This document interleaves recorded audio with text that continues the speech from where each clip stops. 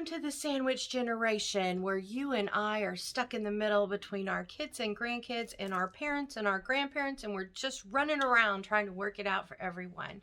Today, I want to salute all the heroes that did it great this past Thanksgiving so that you can gear up for Christmas and beat them out. Let's unpack it.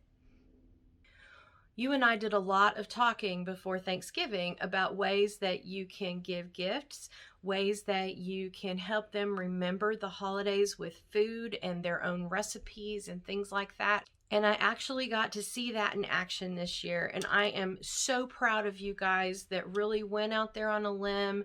You took the extra time, you made the extra effort, and you made Thanksgiving great for your loved one. So I want to talk about a few of those that I saw this year. The first one that comes to mind is back to our video where we talked about the food and about how you could make their recipe for something and then talk to them about it. I had a family this year that made pecan tarts, and they were still warm when they dropped them off. They had just come out of the oven, and then the granddaughter who made them, she dropped off everything up front. We took it back to her loved one, and she went around and she did a window visit with her grandmother. And so we had everything there. We made sure they could hear each other.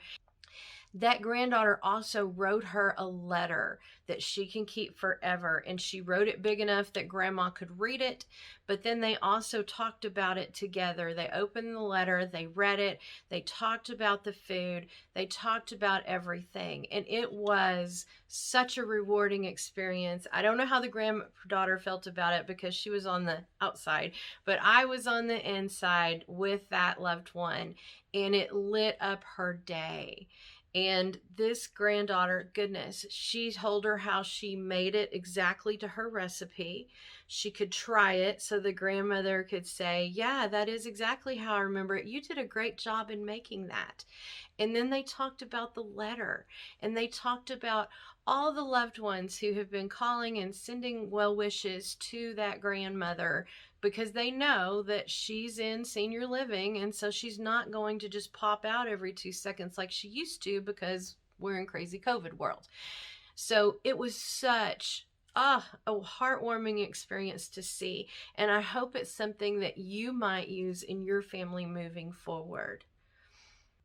Another great one I saw this year is I saw someone bring in a Christmas tree, whole, put together, all ornaments on it, and we set it up in his mom's apartment. I was so impressed. This was a single man who otherwise is not crafty whatsoever, and he went out and bought this tree. Apparently it came in a kit or something with all the ornaments, so he didn't have to think about it a lot. He did something that worked for him that also worked for her.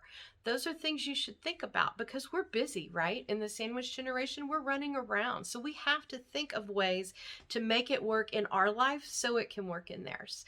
But he dropped that little guy off, and it is adorable. It was our first sign of Christmas in the building, and it is wonderful. Everyone goes in and looks at it and comments on it, and she is just lapping up all of that extra attention and praise, and we're talking about the holidays, and it's just such a heartwarming thing for her.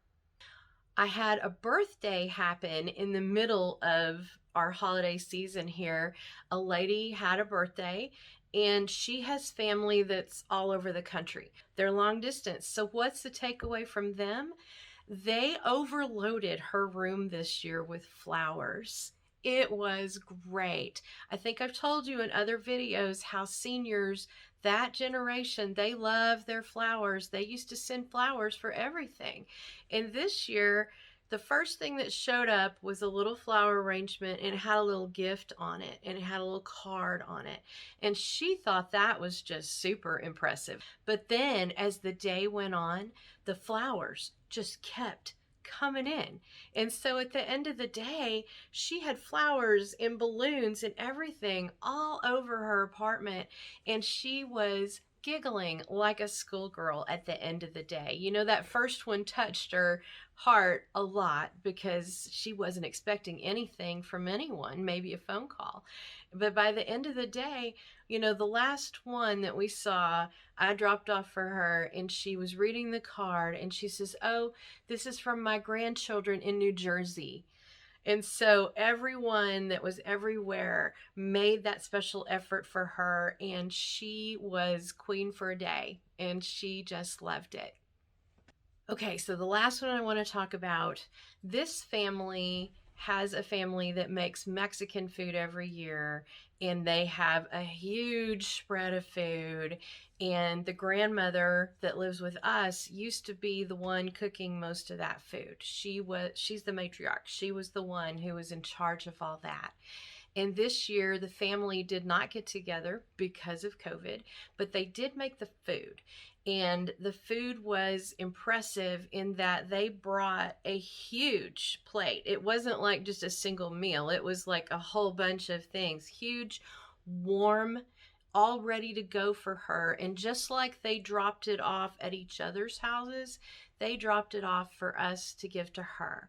And she got to have all those tastes of home and all of those wonderful things that she's used to having. And she got to comment on her niece and her granddaughter and her daughter, who worked together to make all the things that she used to make for them. And what a sweet way for you to honor your loved one, to let them know how important they are to your family, and that even if you can't see each other this year because of crazy COVID, you know, it's still important. No one's forgetting people because they live far away or because you can't see them because they're older and we're trying to protect them. You know, everyone is doing their part to make it extra special this year. I hope this gives you a few ideas, and I hope that by Christmas time or whatever your family's next holiday is, I hope that you can also get in the swing of things, bring things to your loved ones, let them know how much you love them, and share it with food, share it with Christmas trees, share it with decorations, put a wreath on their door. Whatever it is that's special for you guys is what you need to do. So, in the middle of all your crazy times running around deciding even what are we going to do for Christmas this year, let's stop and let's think all these things through. Thanks for watching.